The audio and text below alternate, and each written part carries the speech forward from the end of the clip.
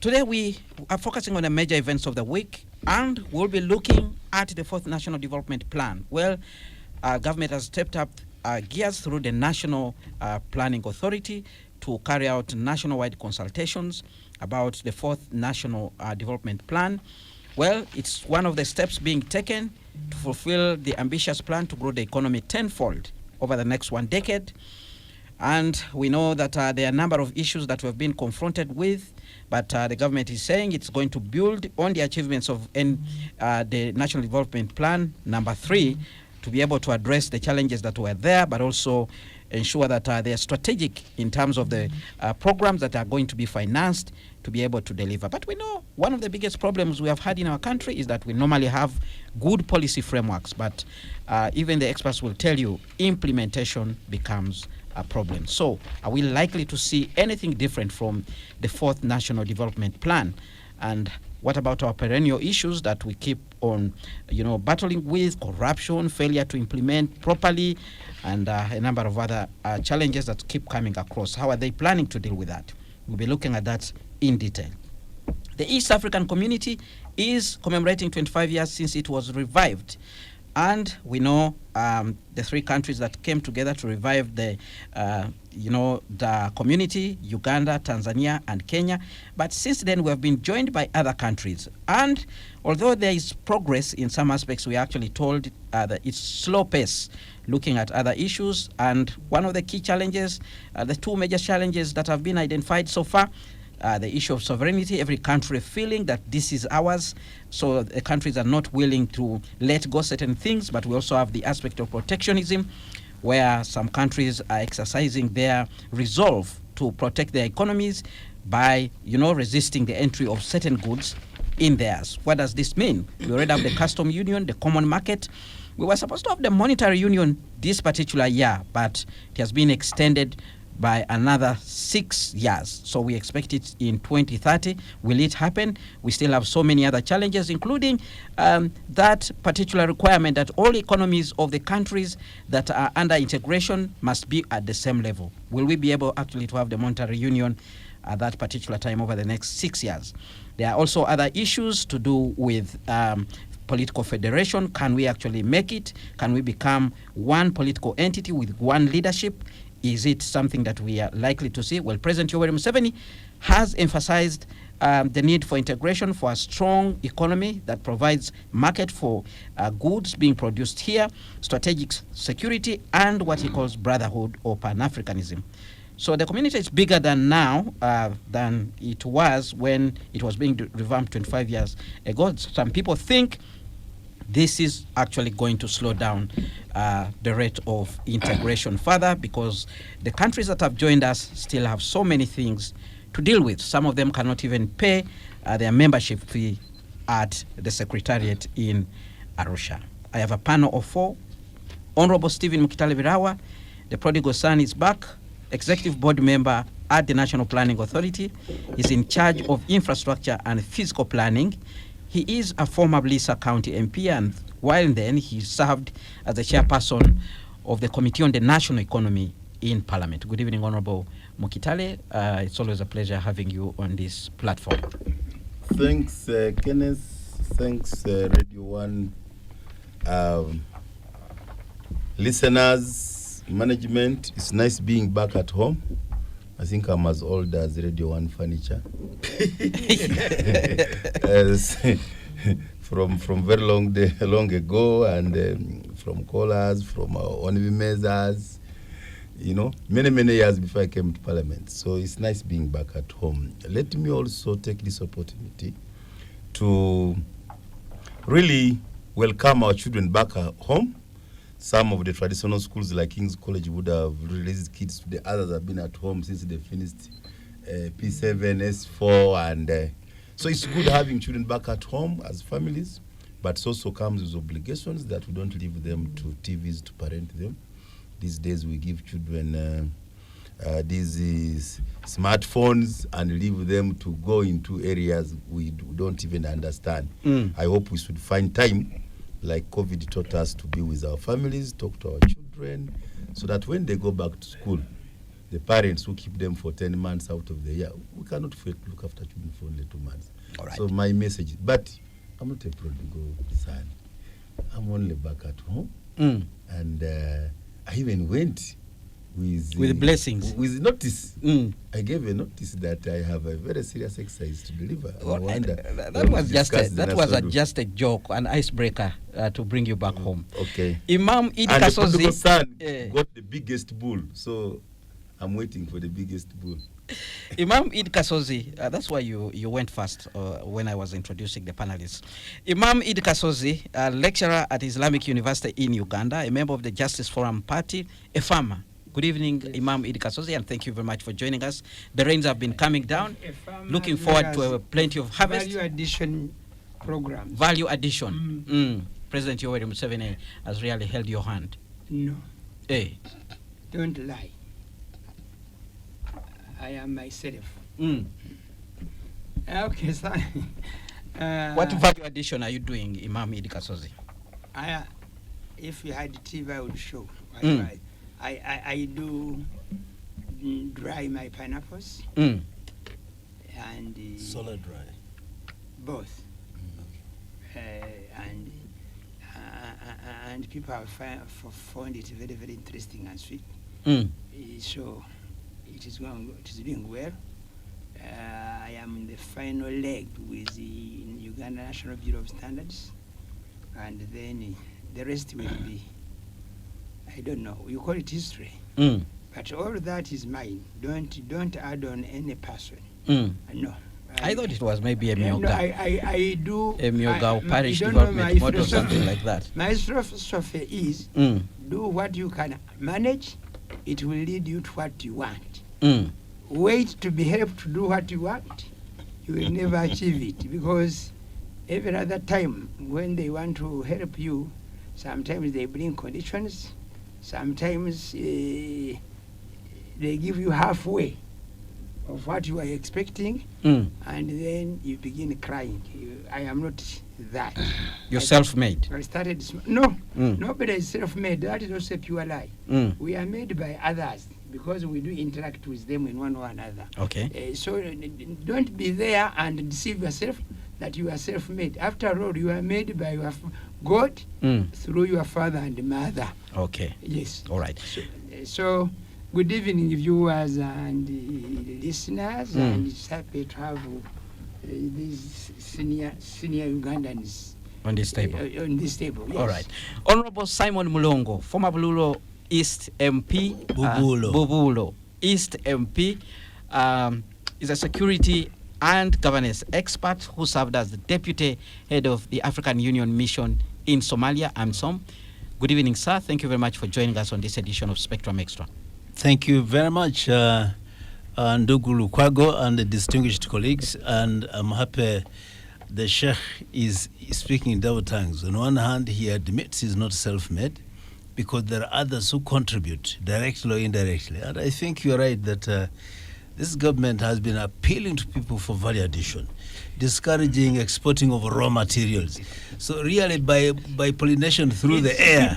This government has been doing it. It's people like Simon Mulongo. So I think, and I agree with Sheikh that by osmosis. Yes, but East people means Ugandans, and he's one of the Ugandans. But I have credentials in terms of finance training and accounting. But I even don't run a kiosk. So I really admire the professor here, that he has put to practice what he's really, even what he's not even, I don't think that's what he's teaching even. Because you refer to him as philosophical, I don't know what, but he's doing business practically. Unlike me, who did it, but I'm not doing. I am a businessman ever since I was born. But your training and teaching is not in business. That's what I'm saying. I admire that. Can I give you information? And like me, who studied business, but I don't have what you're doing. I have had Muslim clerics who are inviting people for some wealth creation, fundraisings, church, those things in the Muslim fraternity. And they give him as an example to say, we are bringing you a very straightforward person, very honest. So if you know that Imam Kasozi is present, you know where he comes. There is nothing like. So I've heard his name being mentioned as a case study. Very good. All right. Congratulations. Our fourth panelist, he is Mr. Julius Mukunda, Executive Director, Civil Society Budget Advocacy Group. This man is coming on the back of, the anti-corruption convention, which was held yesterday, where his organization was talking about budgeting for corruption. Everybody was surprised to hear that new word. We've been budgeting for roads, budgeting for hospitals, budgeting for schools, but now he's talking about budgeting for corruption. Mr. Julius Mukunda, welcome to Spectrum Xtra. Good evening, listeners. A pleasure being here. And of course, Kenneth, you know, this is the month of remembering the fight against corruption and its evils. And it has been, it's a tough, but I'm glad that more citizens are getting aware about this. Thank you. All right. Well, gentlemen, we have two issues to deal with here, and we are going to begin with the fourth National Development Plan. We are embarking on this ambitious, plan, which is one of the first legs of the new determination by the government to grow the Ugandan economy tenfold. President Yoweri Museveni has been saying we are already a middle-income country, so we need to do much more and move on from where we are. Well, this plan, according to what I have seen, has a number of undertakings, including the desire to actually invest in 18 key programs, what they are calling 18 key programs. There are a number there. We'll be able to run through them. They have about 9 priorities from what I have seen. They also have about 6 objectives, all designed towards growing the Ugandan economy. But I will not say so much because we have a representative of the National Planning Authority to help us unpack the fourth National Development Plan. Honorable Mkitali, how different is this plan from what we've had before? Thank you, Kenneth. Uganda is indeed in the final financial year, what you may call a budget is also a one-year plan. We are at the end of the third National Development Plan, which feeds into the Vision 2040. This NDP3 is ending at the end of this financial year in June this financial year. So come 2025 July 1st, we must start now implementing the NDP4. But the NDP4 is prepared in a consultative manner. You start with a static direction which the president gave, cleared long before. The National Planning Authority did give the planning call circular. We have been in a consultative process. The last 2 months, you must have heard in every region of this country, National Planning Authority has been consulting. Tuesday and Wednesday, we're consulting at Parliament. Including the civil society, including the development partners. And this consultation is not only now that we have a draft, it started from the very time of formation. And the plan also goes further to look, even the district must have a plan. And it goes to that level. So it is important that now that we are looking at the budget strategy for the next budget we must use, the plan must be ready. So we have what we call a draft. So by the time we go to consult, you already have a draft. And this is a legal requirement. The plan you have to consult to be validated, and the final approval will also be done by Parliament. And in this process, even Cabinet has to go through. So that is how detailed the plan. But what is most important is that in this strategic direction, as you've rightly put it, our intention is to grow the economy tenfold in the remaining 3 development plans of the Vision 2040. So we have 3 plans, this being the 4th, this is the 5th, and the 6th. But in this NDP4 alone, we think we can double the GDP growth.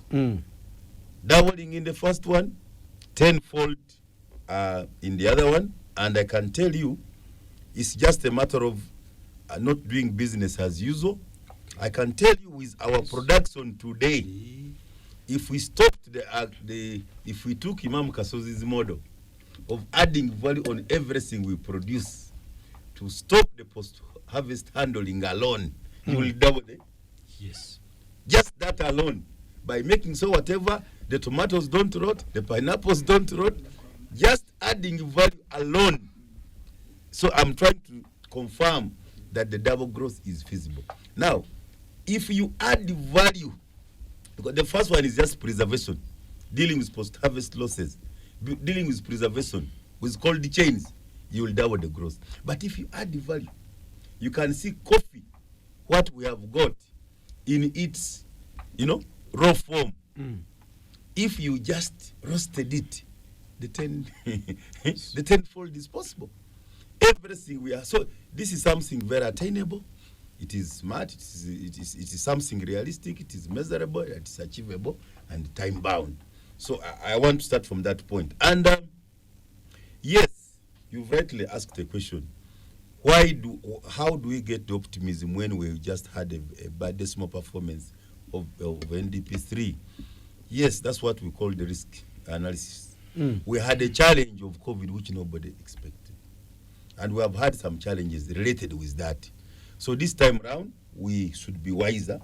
We've taken lessons from what we suffered, and we think it's possible. Now, it's also true, we did change.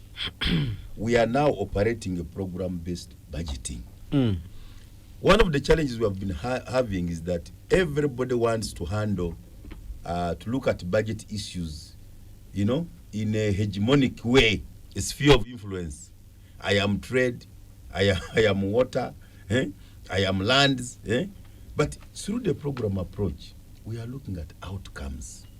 How do you make sure that when you are investing, for example, if you say transport, infrastructure, you bring it together. If you say human capital development, you know that education, health, the safe drinking water is part of it, and the education system creates the labor force. So the labor force is a product of the investment in the human capital development, and you're planning for the same people. So it becomes important that these people should be in the same program. At the end of the day, don't speak of only labor alone without looking at that. You start from, you would have, if you're going to get a demographic dividend, you start by investing heavily in this education system. Now, if you want labor, you also want them healthy.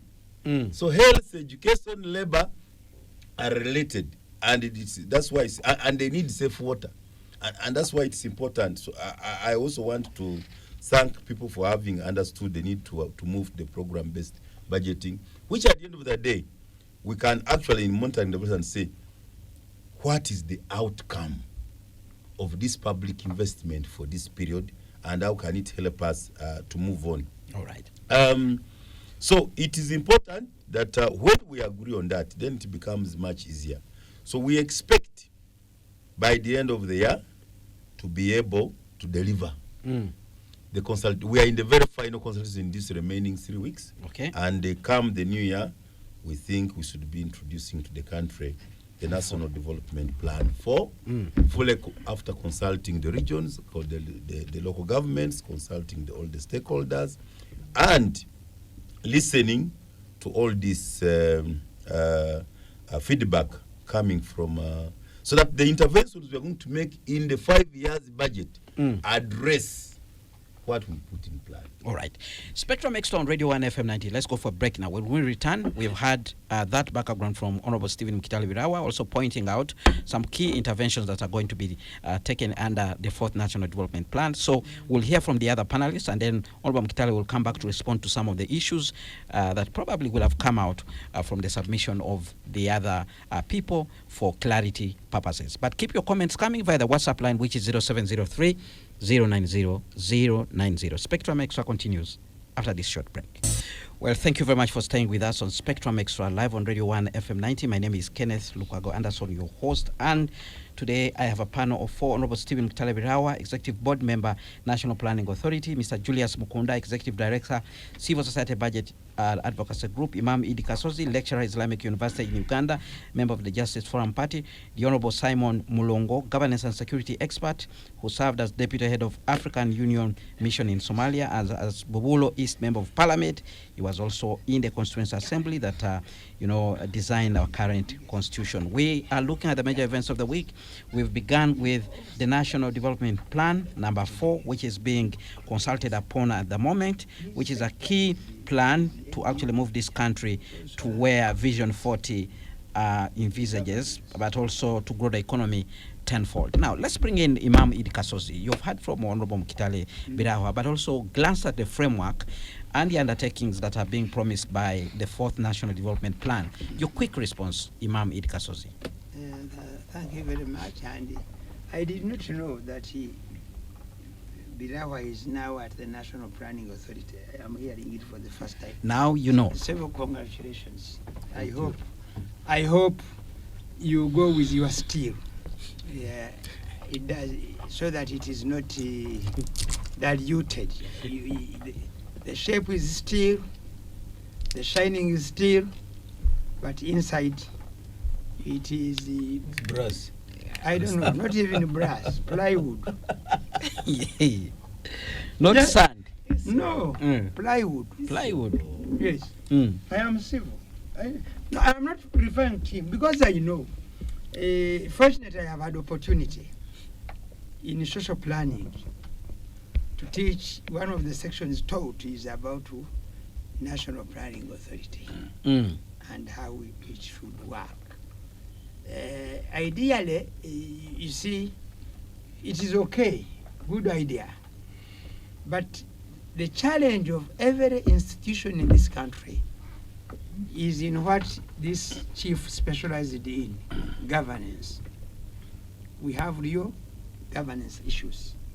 And because of those real governance issues, people who are supposed to take decisions don't. Because they don't respect their heads. They only fear them. That even when they have some good idea to present, they don't do because it is not the idea of the boss.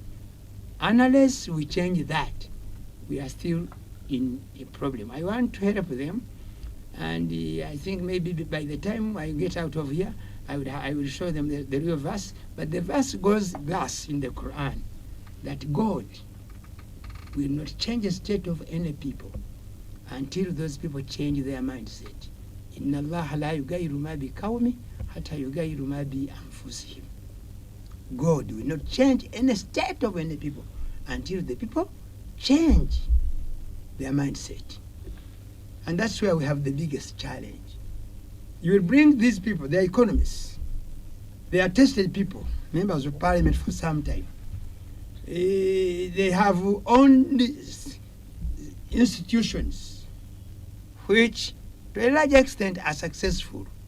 But when they go to lead these institutions, then we end up the way, for example, the universities in this country have, where they have ended. The universities, which should be the epitome of thinking, they are not participating at all. Why? Instead of professing knowledge, they are waiting for appointments. You see? They want... no, okay? Yeah, Bismillahirrahmanirrahim. Yeah. It is Surah Ar-Rad, chapter 13, verse 11, which says, "Verily Allah will not change the good condition of a people as long as they do not change their state of goodness themselves." Yes, and that is a translation. It is real. So we have the ideas. Thank you very much. I didn't know that you can easily search and reach. So yeah, now Surah Ar-Rad, chapter 13 of the Quran, and the verse you said, verse 11. Verse 11. At your free time, look at it again and again, and look for the translators, those who have explained. We call them Mufassirin. They will help you to really get to the bottom of this issue. So I was saying, that we have governance issues in most of these institutions. Rarely will people be, they prolong. I want to give credit to Dr. Diana Atwine. There is a case in Mbago where a woman gave birth to 5 kids, and the family is too poor to manage, because each kid every day they are looking for 250,000 per kid. There are 5. They are the prematures. So the family somehow found their way to my place, and we discussed, and I talked. Later I was referred to Diana, whom I raised. She was out of the country. She reached back to me. She called me back, and we discussed the matter, and I think she has come back today according to her plan, and she said tomorrow she will handle. That means she has maybe some powers. Is that what they call influence peddling? What Imam No, was doing? This I don't know these people. And corrupting I plans. I don't know, whatever you want to call. Corrupting the permanent secretary of the I Ministry of Health. have not corrupted her. Hey. No. Because even if I see her on TV, She has a caring heart. She sees me also maybe on TV. I have never talked to her directly. That was my first time. All right. To the National Development Plan. So when you look at this plan and the ambition, Virawa says we could double, and in the next one it will be tenfold. I don't have any doubt about that. You need 3 financial years. And I don't have any doubt about that. But the biggest challenge is all the work is getting taken back to the parliament. The parliament of Uganda with its challenges, where they can even fear to explain how they are paid. And it becomes a big issue. And they come, when they come, they want to debate some UCD something. Instead of debating. Can I give you surprising information? Yes. Among others, MPs have recommended to us that we should reduce the size of parliament. That is In the 2 days. That is our song here for many years. It's our song. From themselves. That is our song here. We have said it and said it and said it again. I said, if I had power, tomorrow there would be 80 constituencies only. Honorable Mkitale, I hope you'll not be shocked if a proposal is brought in Parliament and the same MPs approve the creation of more constituencies. I'm giving you feedback. No problem. I want to say that these ideas are very good. We are talking about road networks, but the roads in this country, unless a few special places, the roads just run through the country. Where business is, where agriculture is, where the producers are. You see, you can't reach. The other day I went to my garden. People call it a farm, and I had to instead of, I was just 9 kilometers away from where I was going. I had to drive another 30 kilometers because I could not cross to that place. And long, because they said that the road there is for the sub-county, I think, and the sub-county has no money. But it is for the district, and it has no money. And and even the little money they pick from the people who spoil these roads, these senior truck drivers looking for sand and whatever, they don't put it back because their budget is poor. So to be ambitious is good, but where I come from, they say you better bite what you can chew. So if National Planning Authority wants to make a transformation and a real change, they must do that. 2, they are talking about value addition. It's very good. Very many people by there have been doing value addition, but they give up because there is no local market. You see, there is no local market. Unless you have some connections outside and you get people to buy from you from outside. That's when you strengthen yourself. Otherwise, the people will always find it very hard. We have to go back and maybe, as they plan, they are talking about the money economy. They must first of all ensure that what we produce locally is well bought, or the government takes charge, or they reinstate the cooperative unions to control, to have to at least those can preserve and store, okay, these items, so that people do not just lose equally. They have talked about education, the numbers. It's good to say that 91% enrollment, but out of the 91% enrollment, how many complete? By the end of senior 6, you have only 6%.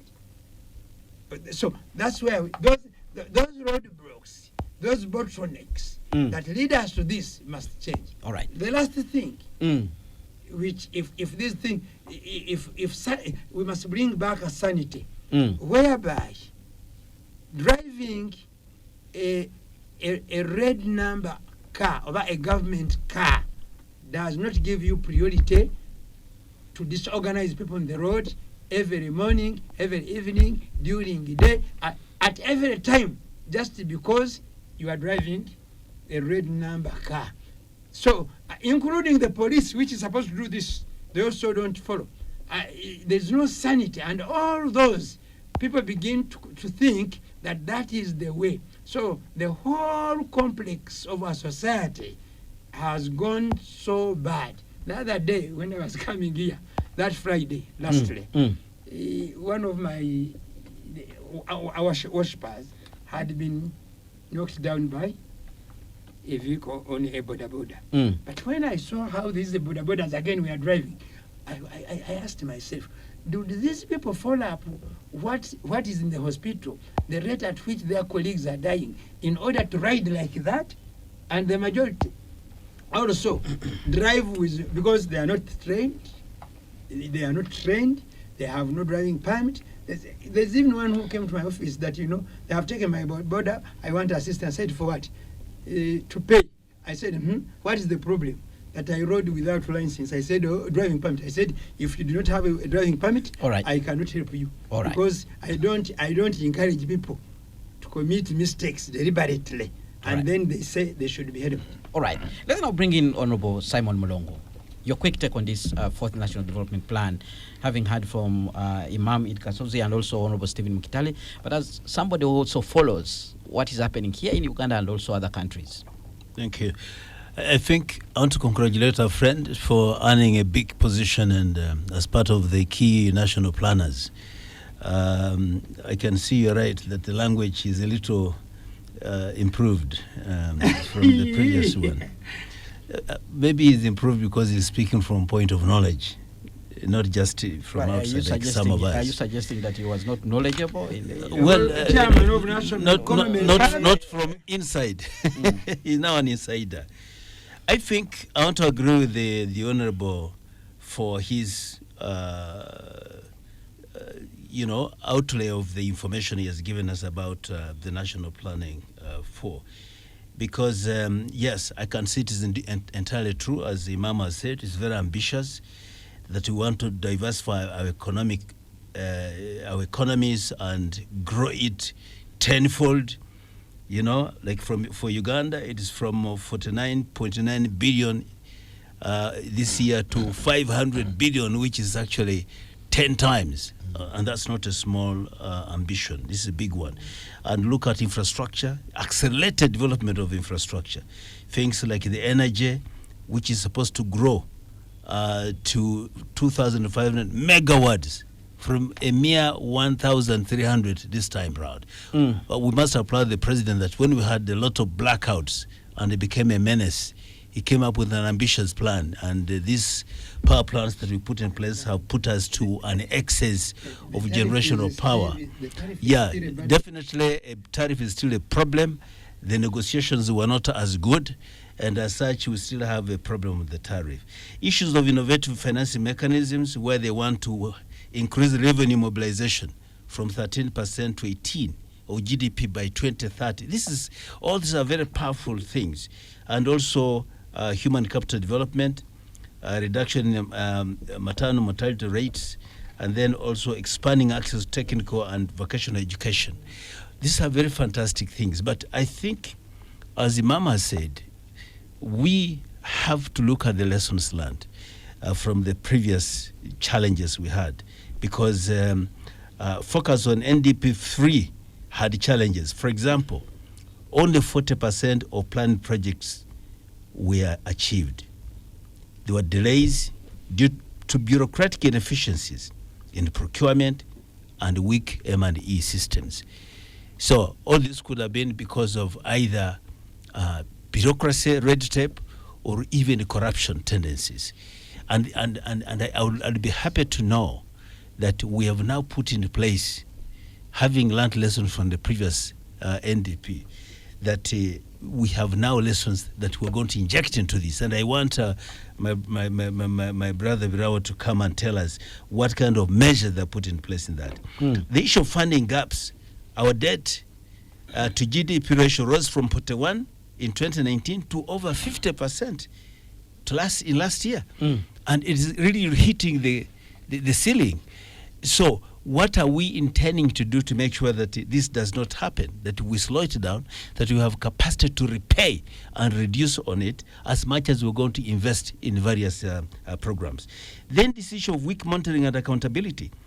Surely 60% of planned targets for 2020-23 were achieved, but the other 40% were not. This shows that there are serious issues of monitoring, issues of supervision, issues of follow-up.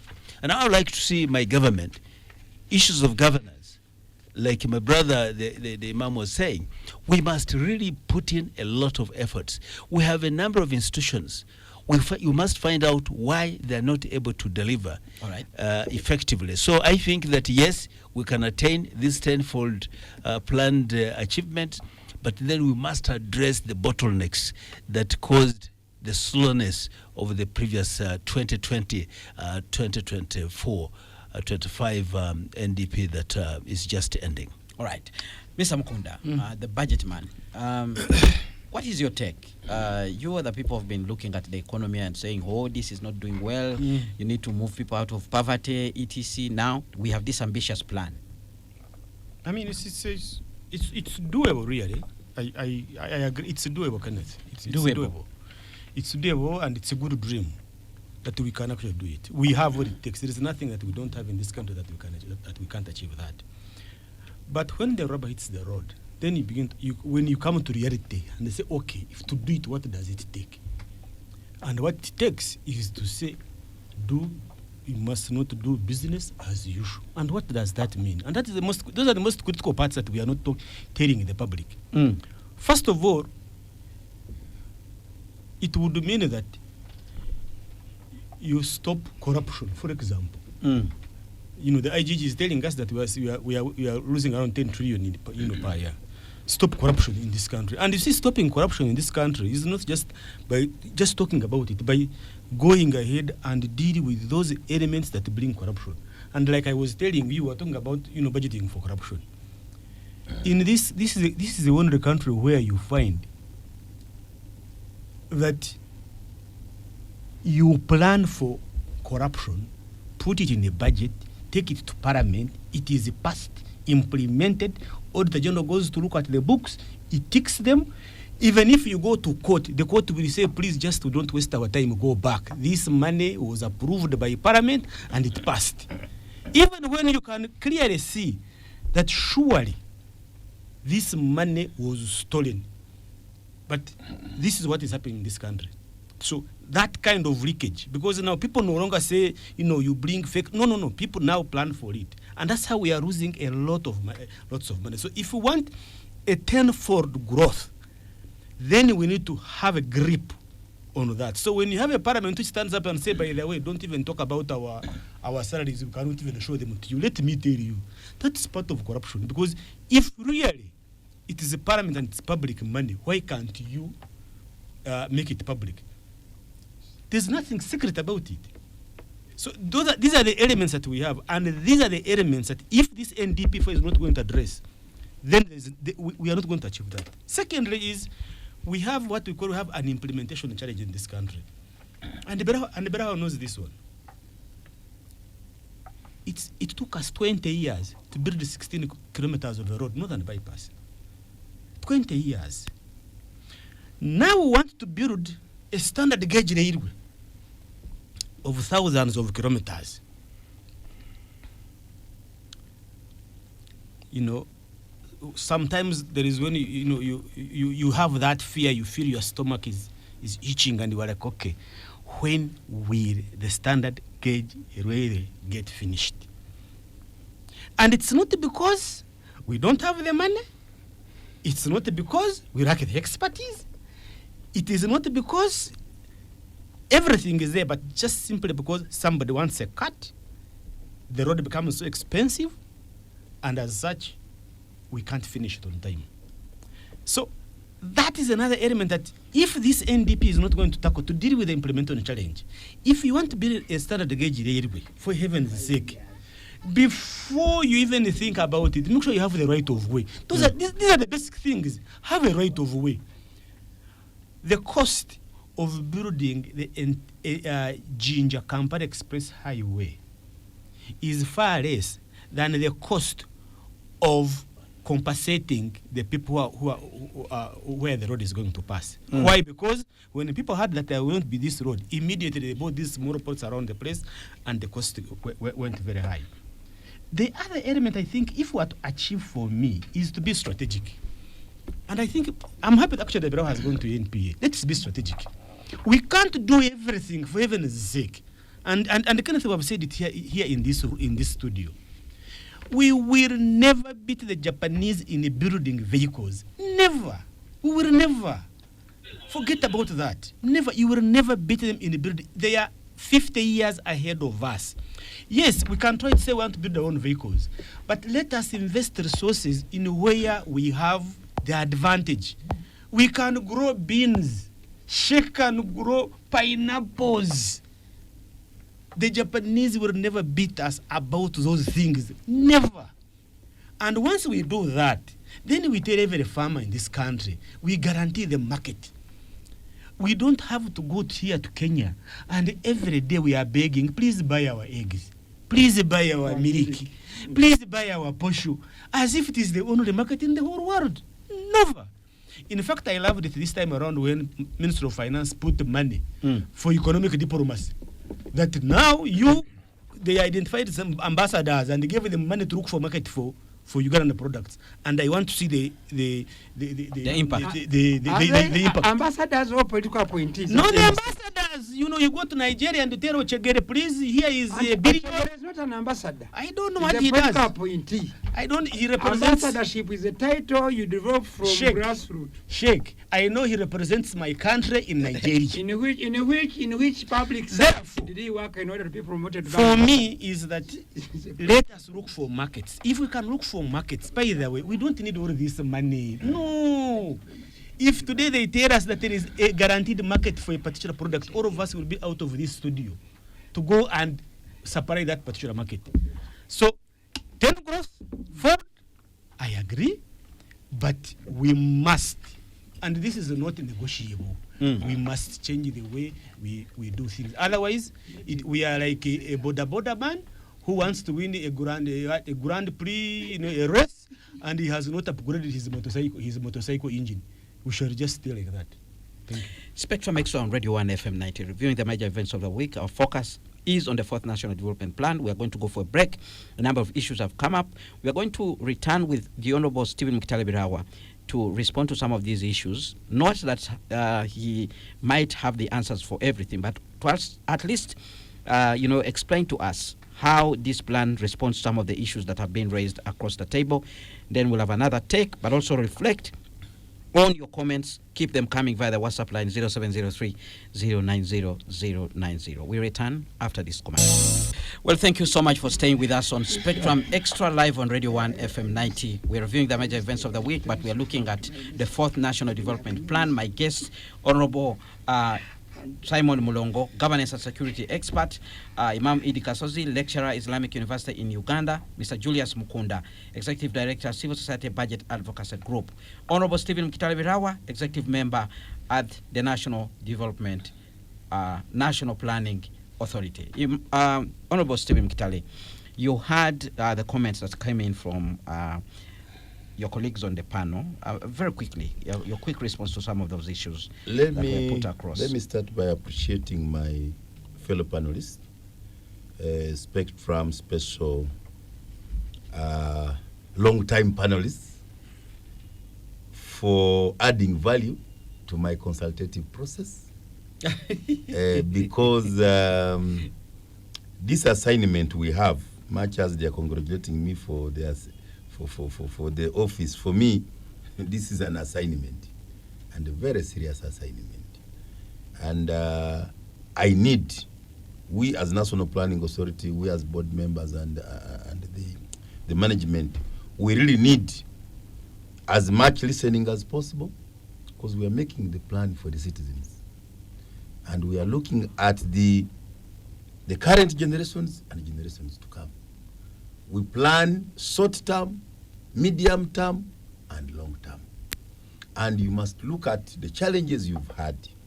So indeed, as I said from the onset, we had challenges in implementing the previous NDPs, more so the third NDP.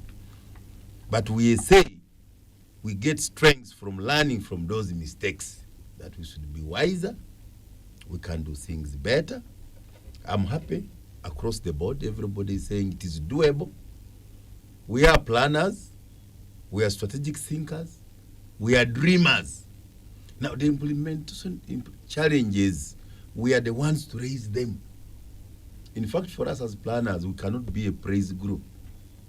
To the contrary, we should be seen sometimes to be even utopia.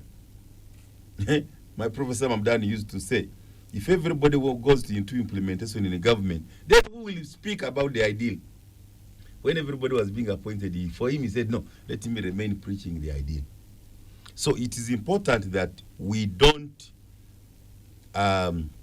despair on aiming higher.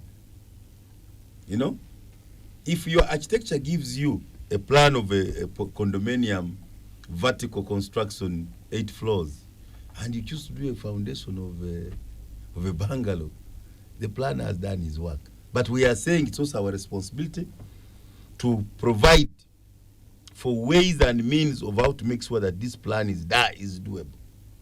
We have given first of all, the goal is to achieve high household incomes, full modernization, employment for sustainable. This was already given by Kenneth. And we have the objectives. Of course, the theme being sustainable industrialization for inclusive growth, employment, and wealth creation. Even the governance question we are talking about is number 7. Strengthen good governance, security, and the role of the state in development. Now, we all know in terms of wealth creation is being made, but there are leakages. There is corruption. Me and you here have been an advocate of centralized high-value procurement, bulk purchases, central tender, so that we stop these wastages because corruption was decentralized. And that's why you are saying it. He's right. This is the statement I've said before, but my colleague Simon wants me to tone down the language. That's what I have been saying, and you will find it in the recommendations very soon. Because when I left Makere, there was Central Tender Board when I was beginning my career in procurement, logistics. We went to procurement through the Central Tender Board, Central Purchasing Corporation. Government of Uganda had the papers and letters on Uganda government service. Imam, you know that. But now every district buys different type of paper imported from different countries. And then you could even force and say, Oscar Industries do this. Pick Fair do this. So you can use procurement not just for purchasing and making every buyer buy, but you create an import substitution policy. You tie it into the import substitution policy and say, for you to supply papers for the next 10 years, for you to supply drugs for the next 10 years, you must have a production line. By the 3rd year, you must be seen to be doing it from here. That's how it should be done.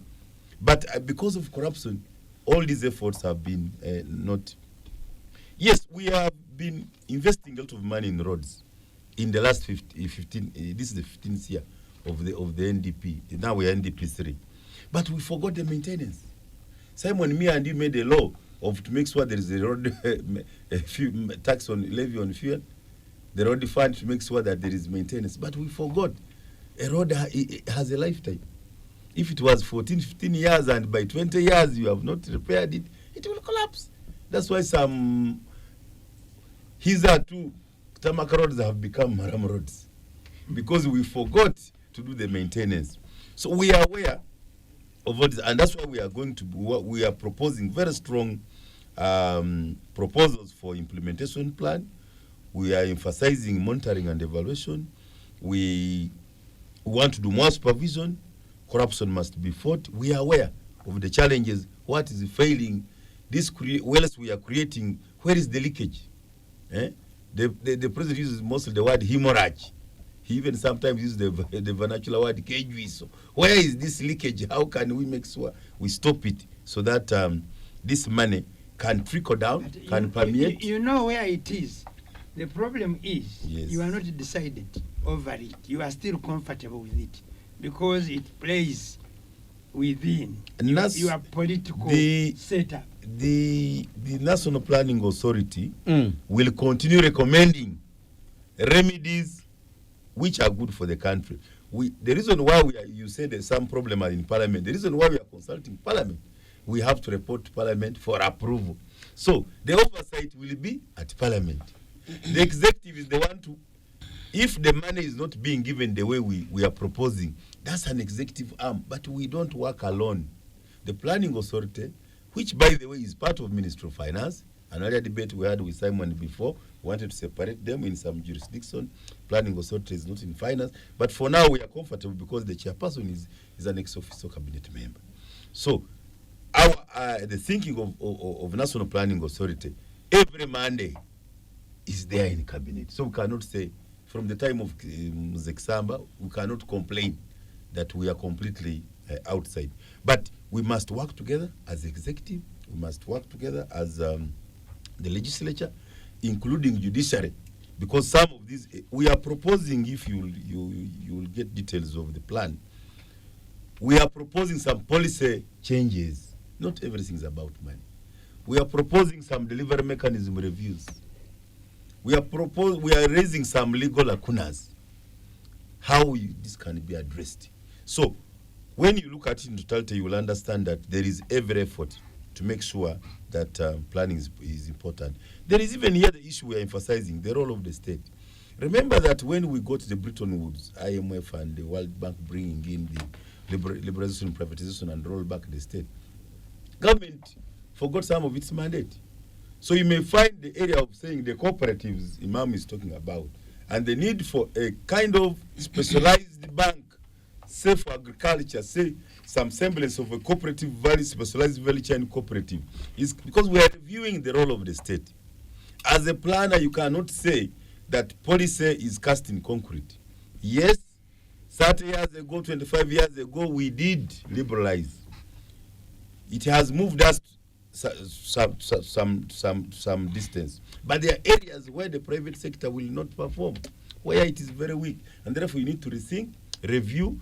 So policy review is not a policy reversal. And that's when you can say, what can government do to help make sure that these areas which are very difficult for private sector, government must deliberately, through industrial policy, must intervene. So all these are areas which we are looking at to make sure that this time around, the plan is implemented. All right. The plan has the right policies to move it. We have the right delivery mechanism. The corruption is fought, but also the budgeting in terms of budget performance is realistic. All right. Let's hear from Honorable Mlongo. You're one of those people who raised those issues to do with the performance, the low performance. As Honorable Mkitale responded to you, you were particularly concerned about the unmet targets in NDP3, and as he responded to what you wanted to know what measures have been put in place to actually ensure that what the bottlenecks are removed for NDP4 to succeed. Your quick response. Yeah, I think he has attempted to do, but you see, we have to walk the talk. It is very important that we walk the talk. We've been able to identify a number of these bottlenecks. We've been even able to identify people who are responsible for the hemorrhage, because hemorrhage means really bleeding, and this is carnage, and yet we don't seem to practically enforce the will of the word. So it's very important as a government that we have been able to promise people about the need for us to impact on that, and we don't seem to be achieving much. So I think it is important that we begin to examine re-examine the examination in their previous performance, so that we see exactly what is causing the slow in that. The other issue is the need to have pragmatic and practical political will. This should be at all levels, because we cannot just put everything on one person called President Museveni. Me as LOC1, I should take responsibility to say I am patriotic, I'm working for my people and for my country. At LOC5 and in the judiciary, as a police officer and so on. But what shocks me is that we don't seem to bother much. And moreover, collusion will defeat any measures that we put in place. So there must be ultra care and plans to have very serious supervisory coordination by people who really are serious and who are determined to make sure that we don't go down the drain of lack of effecting the plans to curb corruption tendencies.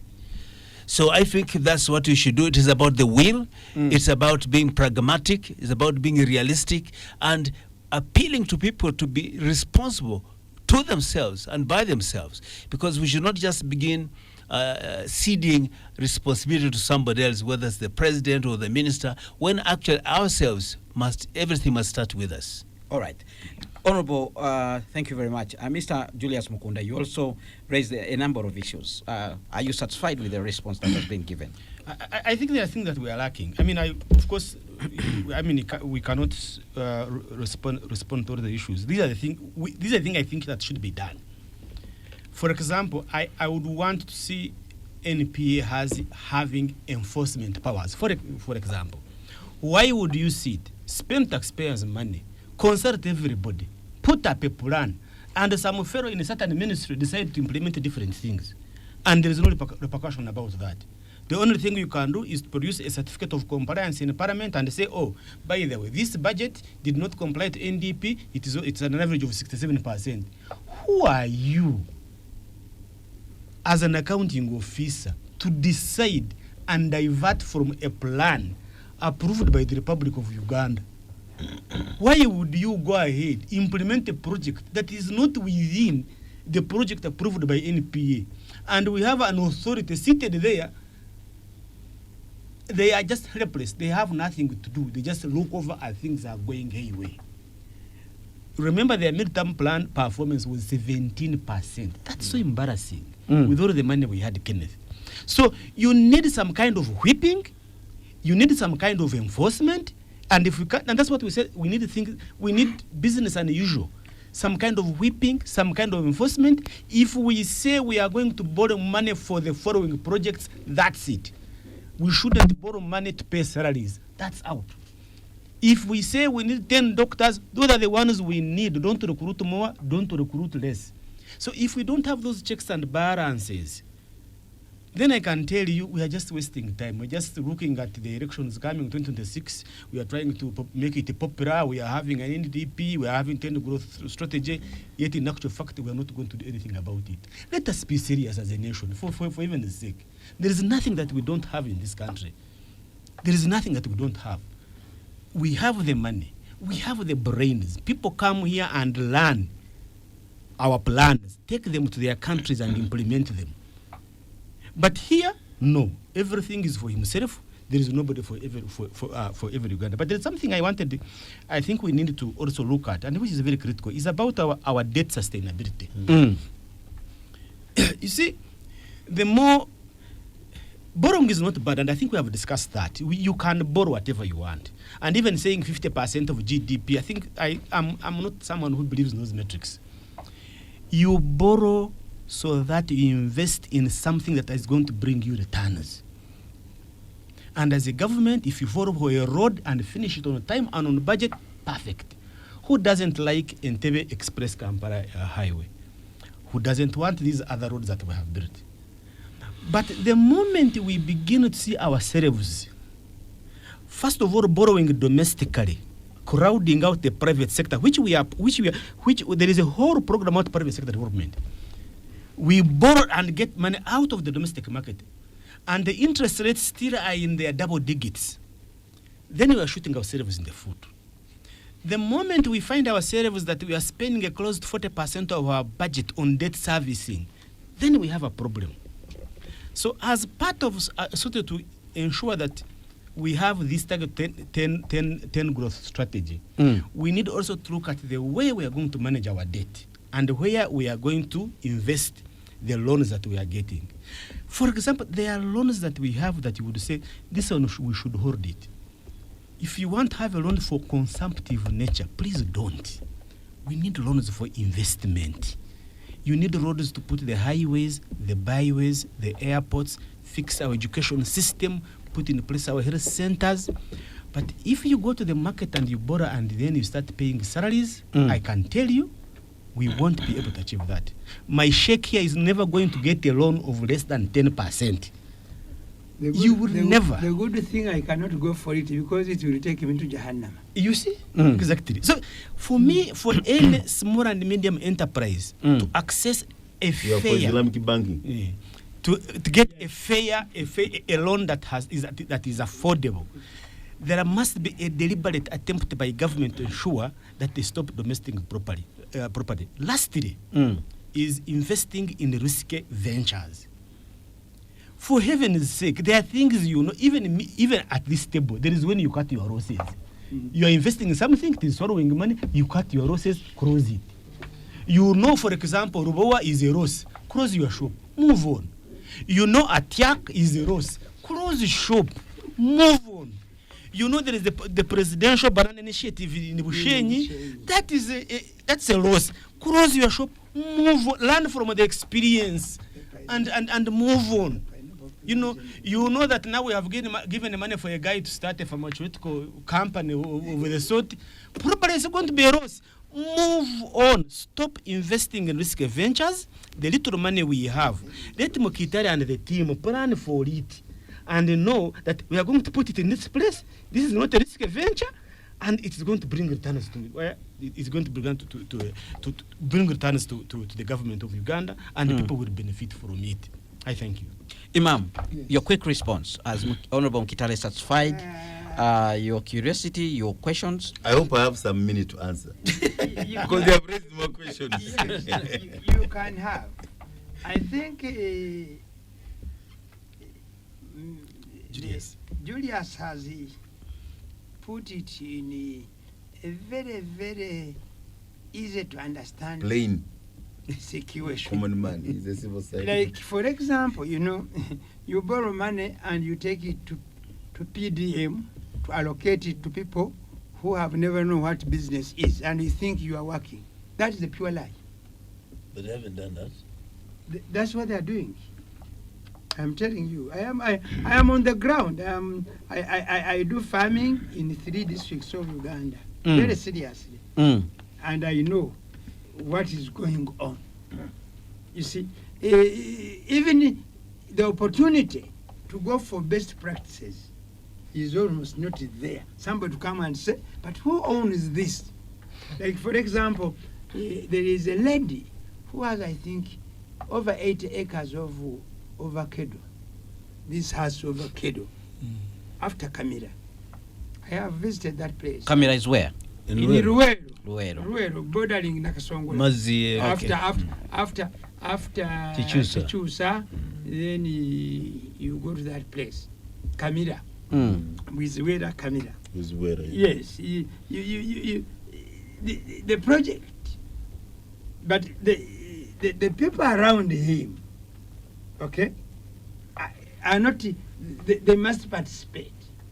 When Imam Kasos goes and establishes, for example, at a minimum, a garden of pineapples measuring about 20 acres as a start, then people around should benefit from him. It's called a demonstration effect in road. Okay, people should benefit from model him. farms. So the way we had previously, we had district farm institutes. I remember as a senior student visiting 4-acre model. Bulindi, not Bulindi, 4 acre, yeah. Bulindi, Yes. East Farm Institute. You see, the one And that I was in town Olevo here in the Bukono. neighborhood, sat to the farm school next opposite. Yes. So, when we borrow this money, we must give it to people who are going to make more money, so that those you want to improve will tap from these ones, not people who don't have the ability. And when calamity befalls them, complete total loss, All right. because their capacity too. And just to add, Yes. the nucleus progressive projects should have the outgrowers around it. Then the allocation should be per capita, Mm. not by administrative units. What do I mean? Mm. By the number of people, residents in a particular parish. Parish, yeah. If a parish has more population, then they should get more money, money. so that somehow it is a bit uniform to those receiving in terms of individuals. It does not make any sense. You go to a parish in Kampala that has over 20,000 people, and you take there 100 million. In real sense, you have allocated 5,000 shillings per each person therein. Does it make any sense? Answer no. That's why you need to go and identify the seemingly progressive farmers, investors, and you work with them to bring the way these cows, the Frisian cows or the milk cows, the dairy cows, the way they worked, it was first special people, they had them, they work on them, neighbors copy, and there was progress. All right. But the way we are doing it is haphazard. The last thing is that I wanted to ask you if you're willing to Yes. become a model farmer in value addition, given what you've already done. I am already doing it without anybody telling me, because I know I cannot sustain my job without having outgrowers. All right. That is obvious. The last thing is, when all these funds, as Mr. Julius has put it, when they come, we should not work like NGOs when we are doing business. Because NGOs, they are supporters, they support whatever. But you get out there. You must not spend time. Rajali is the bridge connecting Mukono to Ruwero district. For the last 5 years, they are only working on that bridge, which is hardly a kilometer. But for 5, whenever they are going to read the budget, you see them active. They immediately after reading the budget, active for some days, then they disappear. For 5 years, I use that road, and I know. And then they even disorganize movement of goods. Of traffic. Masulita Kachiri Road. So that's where we have, I think, issues. So, but why are the problem? The problem is in recruitment. How do we recruit people into these those issues? And unless we also change in recruitment, then the management style, we are going to still have the, like they say, there is the money, but you, and then we must also try to avoid the middlemen, because the middlemen are the biggest one. For example, I have a forest, and some people passed by, they admired my trees. But my target was these trees must grow beyond 15 years. These people came, I think it was about 8 years, and they wanted. I told them, okay. I told them, you see, these are 8 acres, and 80. 8 acres. 8. By the time I go to harvest, I will have 1,600 trees, and each of it, my estimate is 300,000 shillings for it. If you have, pay man to take. Said, oh, it is too much. Then I said, mulabye njitembeya. So you must also know What does it mean in English? Okutembeya. He's not hawking. He's not hawking I am the not trade. hawking my tree. All right, Imam, you've made a point. Very quickly, we'll give you 5 minutes yes, to I respond to just some of the wanted issues. to give volunteers some information in a way of response, but also possibly leading us to the next topic. Number one is that we had so many years of no planning. I talked earlier of that laissez-faire, that influence of the World Bank. So we, by choice, decided to go back to planning. So we are only celebrating the 15th year. No, you were planning. When Oh, you planning. you planned to fail. Yes, we are planning to fail. No, that's So, not true.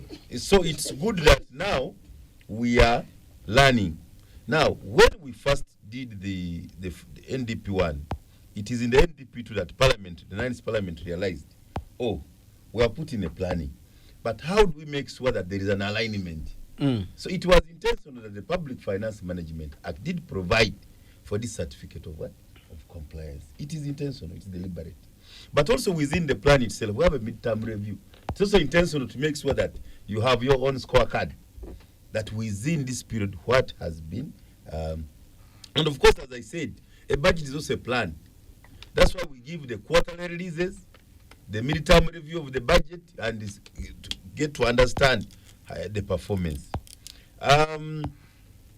Yes, there are some projects we may be very costly, but in a plan we also put flagship projects. SGR is a must. The oil and gas project, you cannot take it back. We can only talk about the cost, we can talk about the implementation speed, but you cannot stop it because Uganda will now become an odd man out. Don't forget, we are just celebrating 25 years of the East African Community. The president has just come back from Arusha. And he gave a lecture there saying that 600 years ago, the Inter-Castron region was trading together. So actually, it is us who are a roadblock.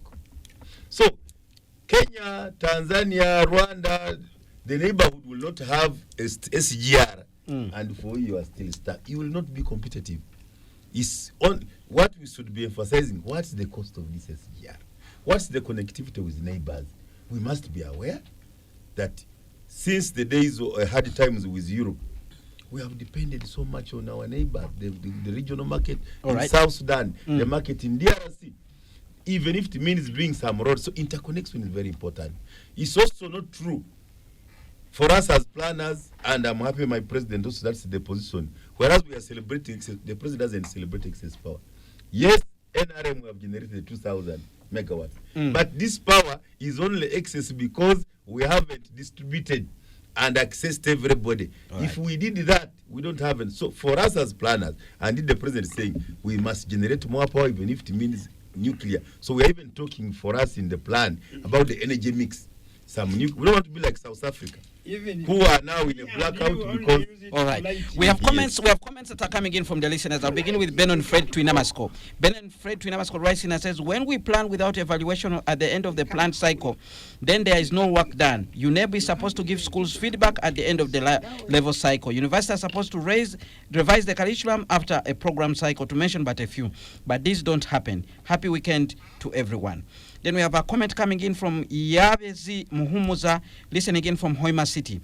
Good evening, Radio 1. Thank you for Spectrum Xtra. Julius Mukunda is right on checks and balances. A government official who deviates from the plan should be dealt with as the law requires. There should be no fear or favor in regard to such behavior. In fact, the Prime Minister of France suffered a vote of no confidence because of deviating from the government plan by using his special powers to push through the budget. Thank you very much for the show.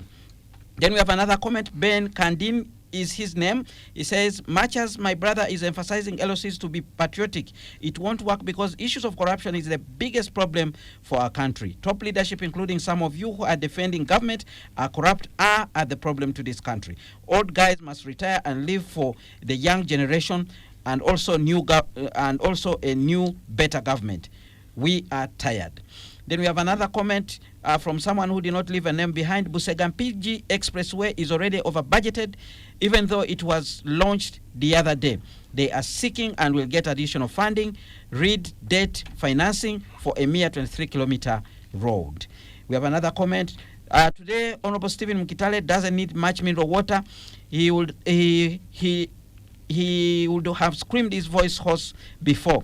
It's good now he's back inside the self-service room, hoping he will be given the space for his ideas to thrive. That's a comment from Lawrence. Then we have somebody tell Imam Kasosi that listening to Honorable Mukitale is transformation itself. Well, we need to go for a break now. When we return, we'll move on to our next topic, which will be the 25 of the East African community, to understand whether this integration agenda is heading in the right direction. Spectrum Xtra continues after the common market, but is yet to achieve the monetary union and the ultimate goal of political federation. President Yoweri Museveni has emphasized the need for this integration for strong economy and market for goods, strategic security, and brotherhood. So today we want to look at this issue. Are we making progress when you look at the level at which we are? What are the challenges and opportunities going forward? And I'll begin with you, Honorable Simon Mulongo. Oh, yes. Yes, first of all, we've had a very successful summit that had robust discussions and evaluating the past performance and looking at the next period ahead. And of course, first of all, I want to say that in terms of trade facilitation and customs union, the intra-EAC trade rose from $9.75 billion in 2020 to $13.77 billion in 2023, which was actually a 41% increase over 3 years. And Uganda contributed 15.57 in this. Tanzania led with 35 and Kenya at 20.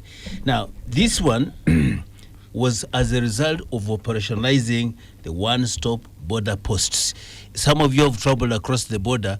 You used to go to Ugandan side, be cleared, then you go to the Kenyan side, be cleared, and in between a lot of delays. And I want to say that because of one-stop border post, I come from Lohaha, which is one of we don't have the one-stop border post, but it is in Malaba and other areas, Busia.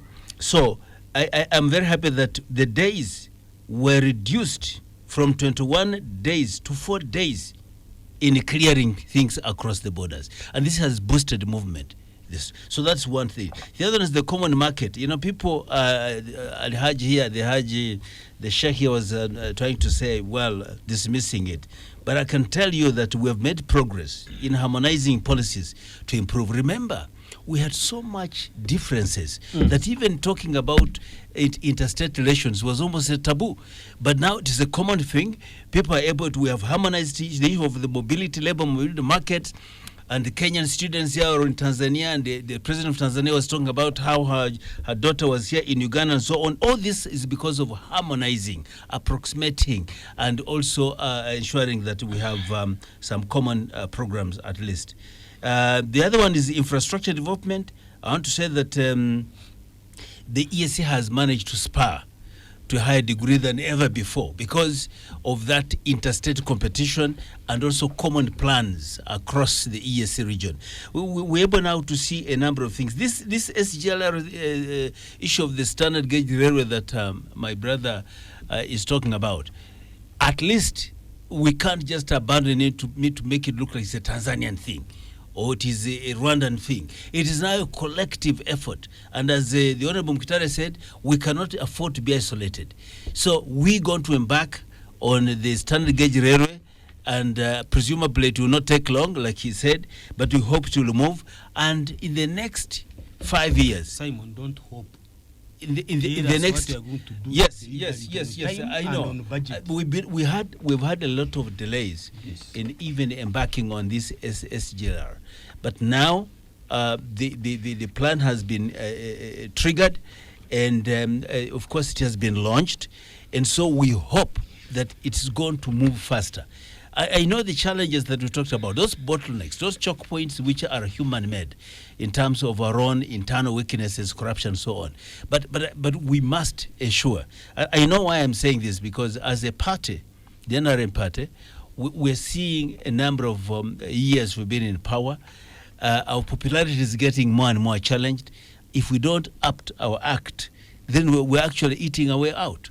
So we have to double and rejuvenate internally to make sure that that does not happen. So this is issue of peace and security initiatives. We have had now processes that are enabling the region to be much more stable. Only that we have, of course, new members who have come in, like DRC, like Somalia, who have come with the baggage of insecurities. But to us, that is an opportunity. It's an opportunity because the advantages are even much greater than the challenges. because the insecurities are a short-term problem. But the bigger, for example, geopolitical, geoeconomical, natural resources vantage are so huge from Somalia and the DRC, and connecting us from the Atlantic to Indian Ocean and to the Horn of Africa is a huge thing. So I see that now the ESCs has become even much more and more attractive, and I see that this plan that we have as a National Development Plan 4 is going to plow into the ESC issues very well. The issue of, but of course we have challenges which you know very well. Policy and implementation delays are there, which we have. We must now find means and ways of, and want to use the expertise of the national planning teams like Honorable Mukhtar here to see how we apply it into the ESC efforts. The issue of infrastructure financing gaps, which are there. Yes, we have gaps. But the recent summit had serious discussion to say, how do we get the 100 billion required for infrastructure projects over the next decade be achieved? And each of these heads of state are trying to do their best to use both the national and regional, collective regional capabilities to do that. The regional trade imbalances, yes, we have trade volumes which have grown, but they are skewed towards low value agriculture exports. And I think the effort now is to see we should not go for low value agriculture. Sheikh here is struggling with his exports. And we hope he gets the stamp of the Bureau of Standards very quickly. And we want him to grow from that, inshallah. From that to something even much more. And he has been very good at giving us some of those things to chew for us as we're marketing for him as we speak now. But today has not behaved. So to me, I think that. So to me, I think that in terms of infrastructure development, first of all, life expectancy in the region grew.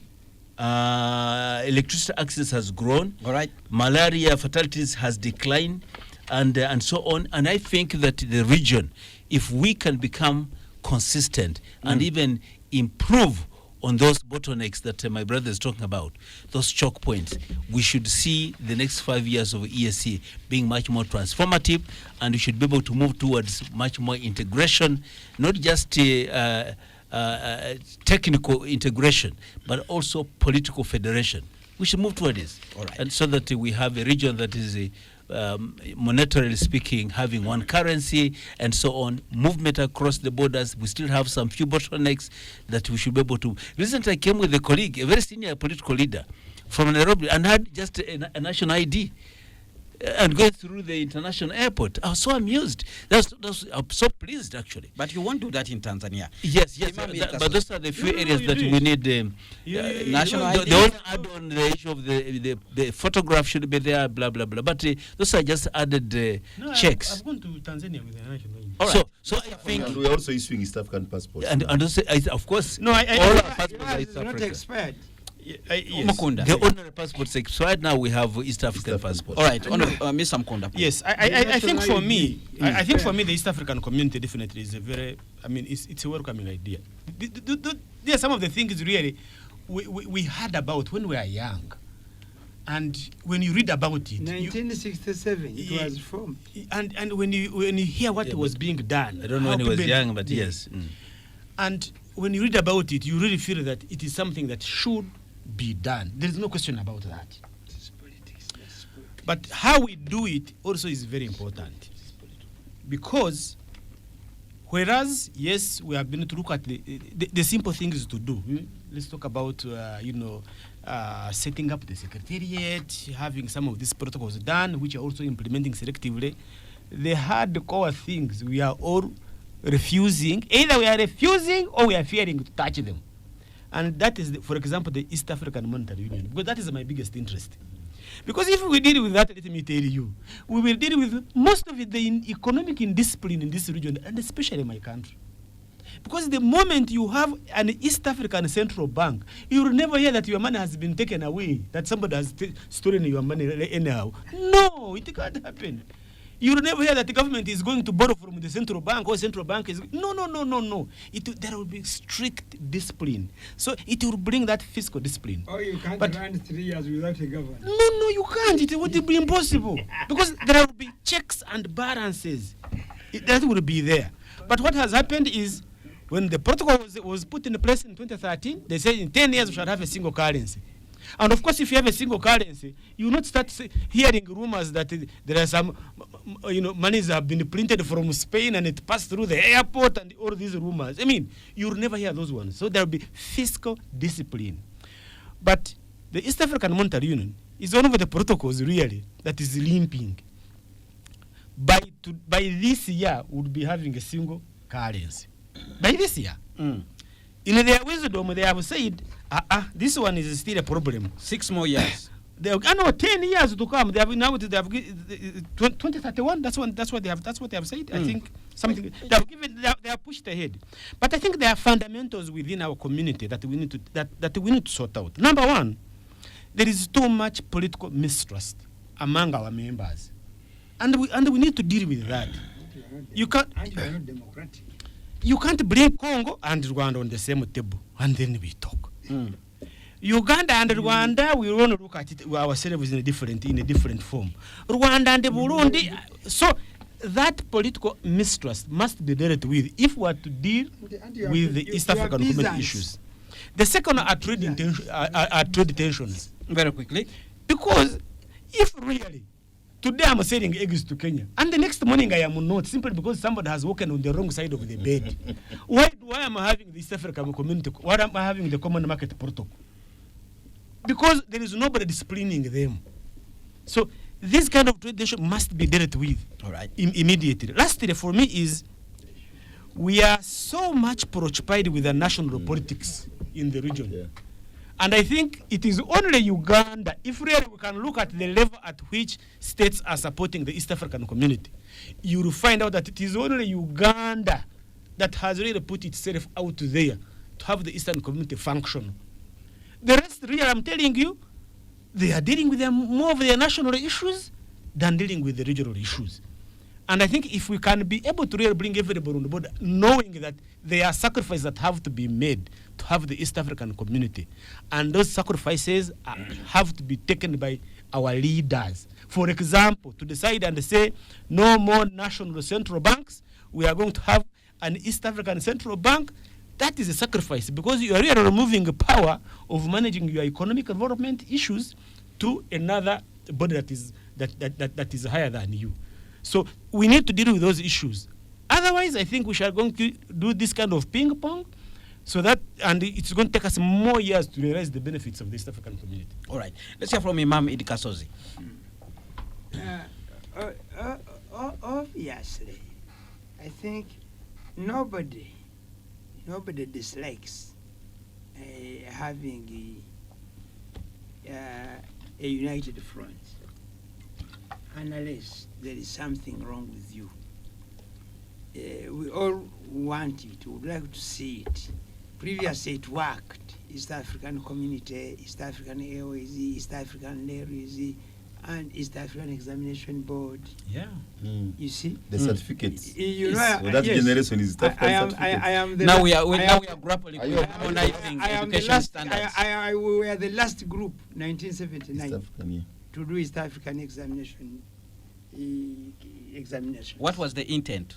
Why were we having that kind of arrangement? Maybe. And no, after the war, No, you're having standards. they had issues. They're standardized. They were They standardized. have issues. You know, it's very surprising. I just heard from the minister in charge of East African Community Affairs here, talking about the need to standardize our education. Our education system. Because since then we grew apart. And everybody does, Went on their own. but finally we end up in the same countries, taking our children there. Same market. Yes, at our own. But previously it was okay. One of the major talking points this week about Yes. the issues of standardizing education was the issue of Martha Karua wanting to practice here to defend Dr. Kiza Besigye. Okay, those are issues that. That's not standardizing. those are the clearance protocols. Otherwise, practicing here is just as good as being in Kenya. Even you can practice in UK. Yes. But we need protocols which must be eliminated. These are bottlenecks. Yes, So the go ahead. problem, why is the problem? The problem is the goodwill is not there. And we are still Akange is better than Akafe. But I support Uganda really for this. Uganda really has gone. And It has even paid bills for Burundi. Ish. and by calculating what? No, you had their debts. You had their debts. So the whole, I think the problem It's a quid pro quo. the You are problem getting something there. is the political leaders. No, but The it shows. political leaders are not interested into this. And two, the levels of political growth and democracy in these countries is still a big issue. Because in some countries that are part of this East African community, you cannot talk about democracy at all. And three, the way we recruit new members, we don't base really on the values that we are standing for. The other thing is also, I think, what East Africans have failed, either 2 or 3 countries to say, we are going to do this, like the European Union did. Britain said, for us, we shall keep our currency. They kept their currency. Other countries grew. When they found they could not match, they withdrew. They withdrew. Now, they are crying because the economy is not doing well in the UK. People are becoming poorer just because they feared people to come in who probably would have helped The economy. uplift their economies. Equally, if 2 or 3 serious East African countries decided on what we are talking about, and they develop a euro-like, and the Uganda shillings remain there, finally, either Uganda will surrender and go, or Kenya will Yes, surrender by the way. and go. So the only thing is really That's the proposal that Honorable Kadaga has made Yes. in We the could say Council yes. of Ministers. That let the currency be introduced so that it can move around with other currencies and it will be accepted at the end of the no, day. even if 2 or 3 countries decide and they bring it. The coalition of the willing. Yes, but in Europe is enough for us. All right. Because when they started the European Union, Great Britain remained with its pound sterling. The other countries forfeit theirs. They moved on. With time, Britain found it could not cope, and that's why it withdrew, hiding behind other things. But That's today, why they withdrew yes, from the European Union. And today, a few years, they may want to rejoin Okay. because economically they are not doing very well. All right. So our case actually largely is politics. And why? Our political leaders just go to the central banks and pick what they want with impunity. All right. And therefore they cannot afford the union. All right, we have comments. Lawrence from Zigoti Rice and said the day policymakers became policy implementers was the day we lost direction. That's Lumbuye in Zigoti. He also adds, East African leaders ready to sacrifice the strongman attitude for the sake of integration? He's asking that question. Then we have another comment. How much development does 1 million cause in a society? The country must clearly identify whether we want to develop individually or as a whole. As of now, these programs are there to feed some corrupt officers somewhere in this country. That's a comment from Stephen Rutaro referring to parish development model. Then we have another comment, Spectrum Xtra. Mr. Julius Mukunda has correctly put it, and precisely so. I wish Museveni and his very tired lot could listen to people like Mukunda. For sure, why still spend on dead Luboa Hospital, Banana Project in Bushenyi, or Atiak Sugar, when it's very clear those are just conduits for siphoning taxpayers' meager resources? Then we have another comment. Hello, Kenneth and the team. The problem is we need corruption to fight corruption. Last year, I suggest to institute the National Implementation Authority to look at the plan line by line. Lastly, what are the bold per capita targets we can strictly look for in this NDP4? Like energy per capita, that's a comment coming in from Henry Chiwenda there. Honorable Mkitale, very quickly, let's hear your comments on the East African community, but also there are some issues that have come. You can summarize, and then we'll have a round on the table to close this discussion. First of all, integration is the way to go. Africa was balkanized in the partition for Africa by our colonial masters. The boundaries are not ours. That's why Maiva Gisu are still in Kenya. You saw recently the Tesokere, when their brothers came, they came from as far as the prime minister Atekere of Ethiopia, from South Sudan. For me, I have half Congolese. So these borders are just artificial. They are not ours. So whoever is hiding in the guise of sovereignty to talk of a colonial boundary is actually has a colonial mentality. It doesn't know history, and that's why Alia gave an example where the president said that the Lancastrian region used to trade in this salt of ours, in back clothes, in all these things. And I have even given an example. This point you see the Bakonjo of Rwenzori, they are much more in DRC than in Uganda. Yeah. So we are the same people. For me, who has been in logistics 15 years before I came to Parliament, moving from Dar es Salaam to Burundi, moving to Rwanda, moving to, deep in Congo, coming from Mombasa, going to Lokchogo, going to South Sudan, I find that the state sometimes is a problem to the citizens, because integration is about free movement of people and goods and services, and therefore it should be investments. And the more we do that, let me even use a bit controversial thing. The Europeans have looted us for all these years when we import from them. It is nice to hear we are trading among ourselves. Yes.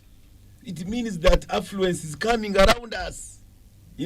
I wish the TVs we are buying would be now, not only assembled in our boundaries, because these are now the challenges of those who are hiding in sovereignty. Somebody comes and assembles in Kenya, then he says East African made. No, we want people to really manufacture here. We want homemade goods. So, and we should even help our brothers who are lagging behind. Who is going to help Burundi and Rwanda if you don't help them? I listened to the president of the Ethiopian leader. When he speaks, they are very strategic. They know what they want in this community. They are business-like. And they want to join this club. Yes, we haven't got the monetary union. We don't have a single currency.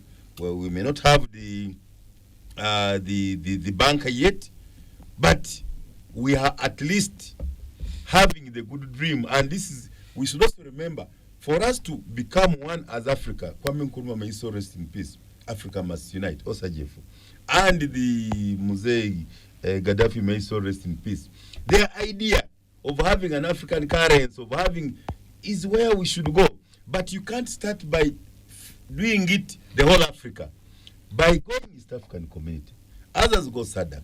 ECOWAS the other day, now that these Boko Harams have disturbed, but before they could engage any security challenge, and the army would work together. Even East Africa, we have had a semblance of our operations within the East Africa. So It is a way to go. We must defend it. And we start with the African community. When you integrate, you have a bigger market. So I've been telling these guys of oil and gas, stop discussing about Ugandan refinery. Talk about a Great Lakes refinery. The import substitution, net import substitution of the petrochemicals, including oil and gas, finished in the region is more than $6 billion per year. So you don't even have to debate the viability of this investment, because DRC is our neighbor, South Sudan is our neighbor. It will actually bring even the DRC oil here for refinery. The Sudanese are suffering because their export of crude oil through their main export, crude oil through northern Sudan, has a problem, Khartoum. So if we can work together, there is a lot we can benefit. Of course, what Ugandans want to hear, the first plane I saw was East African Airways as a young boy in 1974. We want the East African industries. We had East African Railways and harbors. So the joint venture projects of East Africa would give us a good price even for the standard gauge rail. Instead of Uganda going alone, Tanzania going alone, we should go to East Africa and negotiate 10,000 kilometers so that you get a cheaper financing concession. Then you agree that because we missed out on sharing, Kenya took most of the planes. Venture projects of East Africa would give us a good price even for the standard gauge rail. Instead of Uganda going alone, Tanzania going alone, we should go as East Africa and negotiate 10,000 kilometers so that you get a cheaper financing concession. Then you agree that because we missed out on sharing, Kenya took most of the planes. They took the harbors. All right. So what we will do this time and say, Uganda, you have got 2,000. Rwanda, you have only 180. So you meet the cost of that, but you have negotiated seamless, bulk, good price, and better terms, including maintenance. All right. So that's where really Honorable Mkitale, I'm sorry, gentlemen, we have to bring this discussion to an end. Thank you so much for sparing time to come here for this particular discussion. And thank you very much, dear listeners, for tuning in and contributing to this discussion. Well, I've been your host, Kenneth Lukwago Anderson.